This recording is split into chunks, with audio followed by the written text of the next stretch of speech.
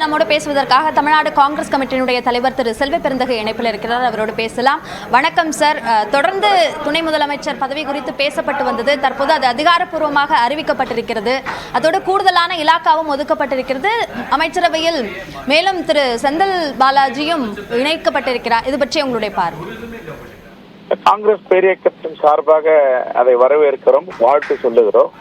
ஏனென்றால் பெரும்பான்மை மக்களால் தேர்ந்தெடுக்கப்பட்ட ஒரு ஆட்சி நடக்கும் பொழுது அதனுடைய முதலமைச்சர் முதலமைச்சர் அவர்களுடைய நடவடிக்கை, அமைச்சர்களை யாரை வைத்துக் கொள்வது, யாரை வெளியேற்றுவது என்று அவருடைய பர்வி, குறிப்பாக அவருடைய நிர்வாகத்திற்காக, நிர்வாக கட்டமைப்புக்காக, நிர்வாகத்தை மேம்படுத்துவதற்காக அவர் புதிய அமைச்சர்களை நியமிப்பதும் சரியாக பணியாற்றுபவர்களை நீக்குவதும், அது முழு அதிகாரமும் முழு உரிமையும் அரசியலமைப்பு சட்டம் மாண்புமிகு முதலமைச்சருக்கு கவுன்சில் ஆஃப் மினிஸ்ட்ரிக்கு கொடுத்திருக்கிறது. அந்த அடிப்படையில் 3 ஆண்டுகளாக அமைச்சராக இருந்தாங்க 3 பேரை விடுவித்திருக்கிறார்கள்.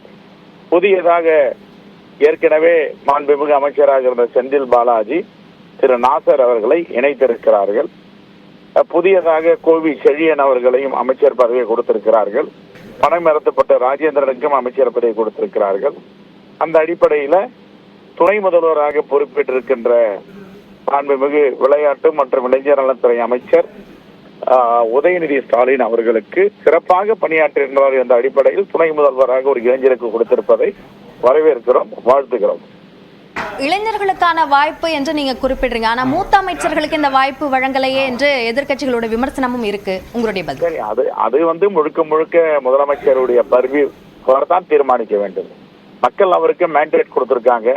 பெரும்பான்மை ஆட்சி நடந்து கொண்டிருக்கிறது. பெரும்பான்மை மக்களால் அங்கீகரிக்கப்பட்ட தேர்ந்தெடுக்கப்பட்ட ஆட்சியில முதலமைச்சருக்கு எல்லா அதிகாரமும் யாரை நியமிக்க வேண்டும், யாரை நீக்க வேண்டும் என்ற அதிகாரம் இருக்கிறது. அந்த அடிப்படையில அவர் நியமித்திருக்கிறார். அவருடைய கட்சி என்ன நடவடிக்கை எடுக்கிறார், யார் ஆட்சியில் இருக்க வேண்டும் என்பதை அவர்கள் தான் முடிவு செய்ய வேண்டும். நாம் கருத்து சொல்வதற்கு அது ஜனநாயகமாக இருக்காது. நன்றி. தேங்க்யூ.